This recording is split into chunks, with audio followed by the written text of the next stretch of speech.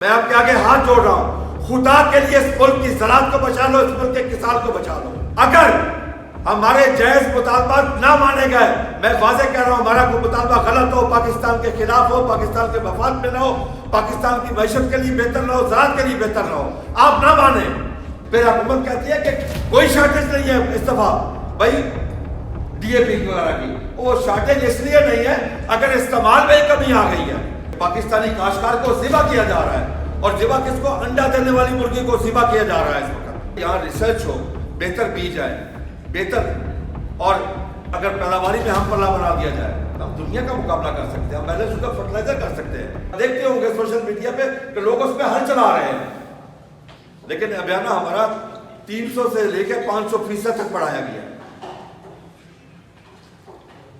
یہ حیرانگی والی بات ہے کہ پاکستانی کاشتکار کو ذبح کیا جا رہا ہے، اور ذبح کس کو؟ انڈا دینے والی مرغی کو ذبح کیا جا رہا ہے اس وقت۔ پھر ہم آخری مطالبہ ہمارا کہ ریسرچ کے اوپر انویسٹمنٹ کی جائے۔ ہمارا جو ریسرچ کا بجٹ ہے وہ ایگریکلچر کی جی ڈی پی کا 0.18 ہے۔ برازیل نے کیوں ترقی کی؟ اس کی ایک ہی وجہ ہے کہ اس نے اپنے ریسرچ کا بجٹ جو ہے ہمارا 0.18 ہے، اس کا 1.75 ہے، کئی سو فیصد زیادہ ہے ہم سے، اسی لیے پوری دنیا میں وہ چھا گیا ہے۔ ہمارا کم از کم 2% ہونا چاہیے، کم از کم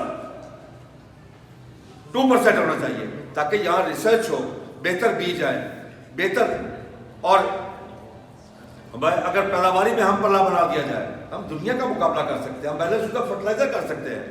آج کاشتکار بیلنس شدہ فرٹیلائزر نہیں کر رہا، اس کی میں مثال دے سکتا ہوں، جہاں ہم 24 لاکھ ٹن ڈی اے پی استعمال کرتے تھے، اس سال 13 لاکھ ٹن سے کم استعمال ہوئی ہے۔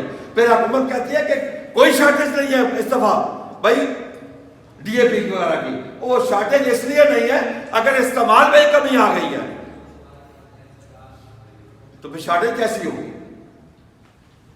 جب ہمیں 3900 ریٹ ملا تھا تو شارٹیج اس لیے کہ کاشتکار بیلنس شدہ فرٹیلائزر کر رہا تھا، اور جب ہمیں 3900 ریٹ ملا تھا تو ہم نے آپ کو اگلے سال گروتھ دی ایگریکلچر کی 6.25، اور جب ہمیں ریٹ نہیں ملا تو جو ہم نے گروتھ دی ہے وہ -13.49 ہے، اور اس سے ملک نہیں چل سکتا۔ اور میں آج حکومت وقت سے کہتا ہوں کہ ہم نے آپ کو 21 دن کا ٹائم دیا ہے، اگر ہمارے جائز مطالبات نہ مانے گئے، میں واضح کہہ رہا ہوں، ہمارا کوئی مطالبہ غلط ہو، پاکستان کے خلاف ہو، پاکستان کے مفاد میں نہ ہو، پاکستان کی معیشت کے لیے بہتر نہ ہو، زراعت کے لیے بہتر نہ ہو، آپ نہ مانیں، لیکن اگر جائز بات نہ مانی تو پھر 26 تاریخ کو پنجاب اسمبلی کے سامنے وہاں ٹریکٹر بھی پہنچیں گے، آلو بھی پہنچیں گے، کاشتکار بھی پہنچیں گے، وہاں پھر احتجاج ہوگا، دم دم مست کلندر ہوگا وہاں پہ، کیونکہ یہ ہمارا حق ہے، اور ہم سے ہمارا حق کوئی نہیں چھین سکتا۔ ہم اپنا بھرپور حق استعمال کریں گے، اور ہم نے ایک محب وطن پاکستانی ہونے کا ثبوت بھی دیا ہے کہ آپ نے اگر ہمیں کال کی ہے، ہم نے کال سنی بھی ہے، عمل بھی کیا ہے کہ مذاکرات کے لیے آپ کے پاس کل حاضر ہو رہے ہیں، اور ہم آپ سے گزارش کر رہے ہیں کہ خدا کے لیے، میں آپ کے آگے ہاتھ جوڑ رہا ہوں، خدا کے لیے اس ملک کی زراعت کو بچا لو، اس ملک کے کسان کو بچا لو۔ خدا کی قسم یہ کسان مر رہا ہے اس وقت۔ آئے دیپال پور میں، اکاڑا، سائیوال، پاک پتھر میں دیکھو کہ آلو کے کاشتکار کا حال کیا ہوا ہے اس وقت۔ کیا وہ رات کو سوتا ہے؟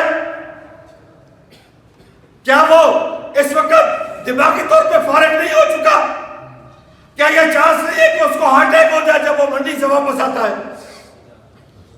اس لیے، اور میں وزیر زراعت سے بھی کہتا ہوں، آپ بھی دیپال پور کے رہنے والے ہیں، آپ ہمارا مقدمہ پیش کریں۔